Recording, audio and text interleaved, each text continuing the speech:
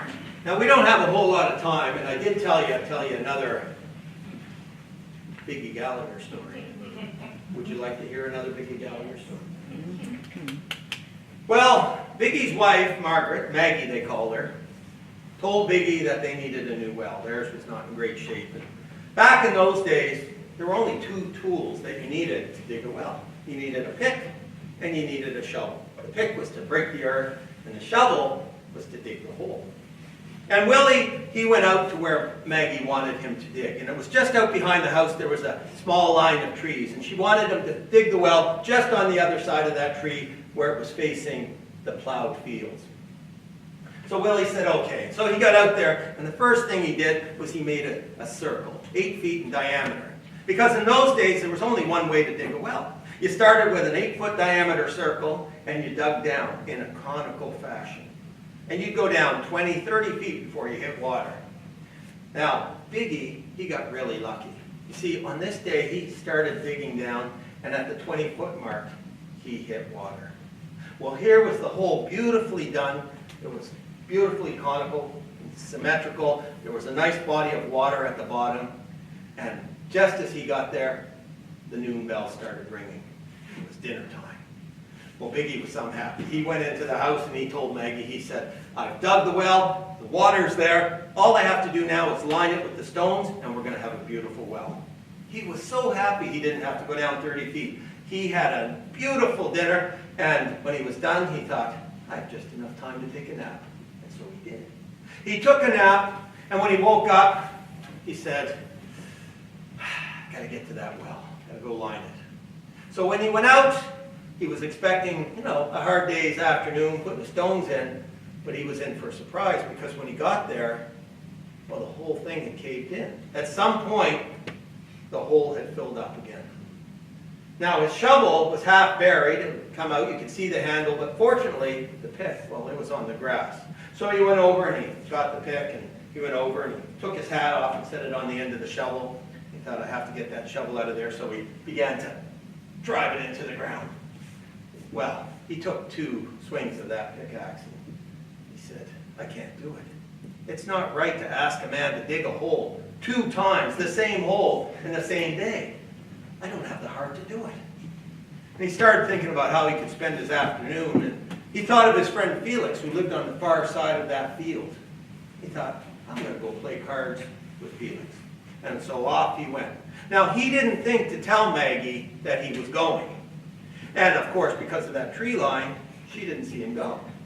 So, a short while later, he had 3 buddies drop by. They said, where's Biggie? She said, well, he's out back lining the well with some stones. Maybe you could go help him. Well, Biggie's friends weren't really big on working, and certainly not doing somebody else's work. So they said, we don't want to get in his way, but we'll go by and say hello, and then we'll be on our way. Well, when they got back there, they saw the hole filled in, the shovel coming out, Biggie's hat on top. And they knew right away. They had known Biggie for years. He was buried alive. Well, what could they do? They had to go back and tell Maggie what had happened. And when she heard the news, she was upset. She loved that man, something awful. And she said, boys, you got to get shovels. You got to dig them out. I'm going to go get the priest. And so she went and got the priest, and they went and got their shovels, and they went to dig. Now, they didn't know where in that well he was. So they had to start with the 8-foot diameter and dig their way down conically. They were hoping upon hope that he would be close to the top. But by the time they got to the 20-foot mark, they got to the water and they realized they hadn't found him, and they were scratching their heads. They said, where could he be? Now, between the 3 of them, they finally figured it out. It was obvious. He got sucked right into the mud in that water. Well, they had to go back and tell Maggie, there's no body. She said, well, body or no body, we're having a wake for him. Now, meanwhile, Biggie was over at Felix's place having a great time. They had played 5 games of cribbage, $2 a game. Felix owed Biggie $10. And he was having such a good time, he hadn't noticed that the time passed. So when he came out and saw the sky was dark, he thought, oh God, Maggie's going to kill me. So he started running across that field. Now, he didn't give any thought to the well because, well, the well was filled in, right? So when he came around that turn, he fell directly into that well. Went down, hit his head, knocked him out. And when he woke up, he was lying there at the bottom of the well, his legs all in the water, and he was dazed. He didn't know what was real, what he had done, what he hadn't done, or how he'd gotten there. All he knew was he had to get out of that well. So he climbed up and he went around the tree line, and when he did, he saw the house was all lit up. And there were people everywhere, and he thought, oh God, we planned a party and I completely forgot about it. Maggie's going to kill me. So he thought, what can I do? He said, I know. He said, I got to get her attention. I'll get her to bring me some clean clothes. I'll change in the barn, and nobody will ever know I had this mess. So he went over, and of course, the majority of people were where? In the kitchen. So he went to the kitchen window, and he looked through, and he could see Maggie. So he knocked on the window. Margaret! Well, she didn't hear him. Tapped again. Margaret! Nothing. He had to tap a little harder. Maggie! Well, at least she heard him this time. She turned around, saw Biggie's white face flowing in the window, and she just went, ah! Down she went. Well, Biggie, oh, he loved her something awful. He didn't care what he looked like. He ran around and ran in that side door into the kitchen. People screamed, coffee cups went flying. Thank God the priest was there, and he got everybody calmed down. He set Biggie down on the chair, and he said, Biggie, what happened to you? And he said, I don't know.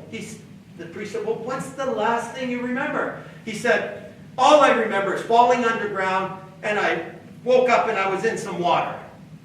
Well, his three buddies were sitting there, and they started patting each other on the back. They realized they were bona fide heroes. See, they understood what had happened. They had dug all the way down to the water line, and Biggie dug himself out the rest of the way.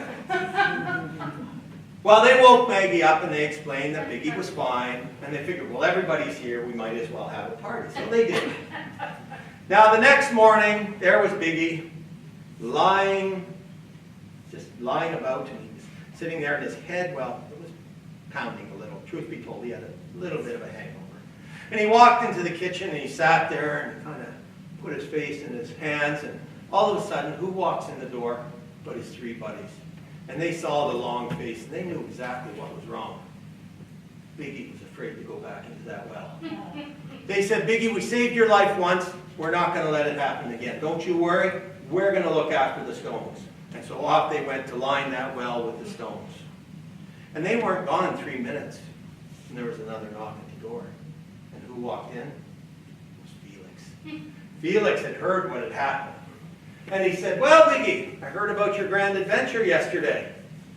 He said, you know, if you could see fit to forget the $10, I could see fit to forget that we played cards all that yesterday afternoon.